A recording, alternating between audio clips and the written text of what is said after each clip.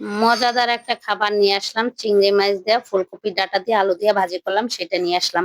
তো এইখানে ফুলকপি ছাড়াই ফুলকপির ডাটা আর আলু নিয়ে নিছি। এখন সুন্দর করে এগুলো আলু যেভাবে কুচাই সেভাবে কুচাই নিছি। এই দেখেন এইখানে এলো, হ্যাঁ, ফুলকপির ডাটা কুচাই নিছি, তারপর আলু কুচাই নিছি। এখন এইগুলা দিয়ে চিংড়ি মাছ দিয়ে ভালো করে রান্না ভাজি করব, দেখতে থাকেন, আপনাদের ভালো লাগবে।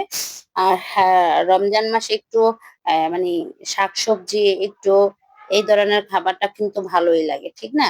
আর এই ধরনের খাবার কে কে পছন্দ করেন কমেন্টে জানাবেন, ঠিক আছে? তারপরে দিয়ে দিলাম কাঁচামরিচ আর পেঁয়াজ বেশি করে। এরপরে সুন্দর করে দিয়ে দিছি, আমি একটু ভাজা ভাজা মানে একটু লাড়াচাড়া দেবো, দেখতে থাকেন, আপনাদের ভালো লাগবে। আর সব সময় চিন্তা করি একটু ব্যতিক্রম ব্যতিক্রম খাওয়া।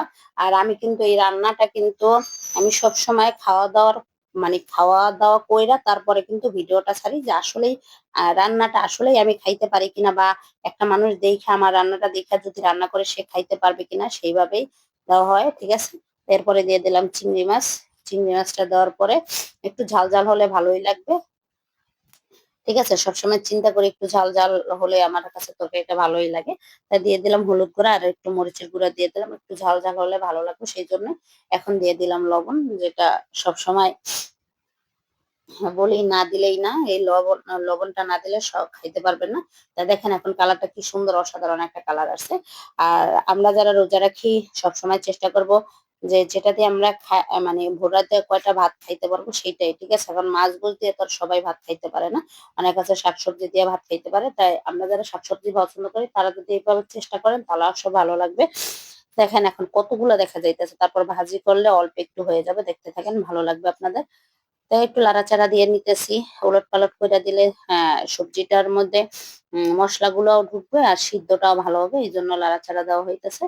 আর আমরা একটু সবাই সবাইকে সেরি খাইতে উঠলে অনেকে আছে যে উঠতে পারে না, তাদেরকে একটু ডেকে তোলার চেষ্টা করব, তারাও যেন রোজা রাখতে পারে, সিয়ামের মাসটা রোজা রাখতে পারে, সেই চেষ্টাটাই করবো। তাই এখন লাড়াচাড়া দিয়ে দেখেন এখন অন্য কালারটা কি সুন্দর, অসাধারণ একটা কালার আছে।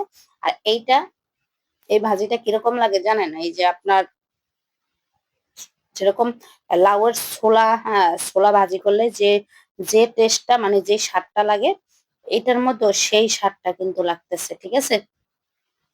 এটার মধ্যে কিন্তু সেই স্বাদটা একবার অবিকল, আপনার যেরকম লাউয়ের ছিলকা ভাজি করলে ছোলা ভাজি করলে যেরকম লাগে সেরকমই লাগবে।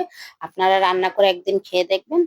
আমার কথা না, যেহেতু রান্নাটা যদি পছন্দ হয় সেই কারণেই বলছি যে রান্নাটা একদিন রান্না করে খেয়ে দেখবেন, আসলে আপনাদের ভালো লাগবে।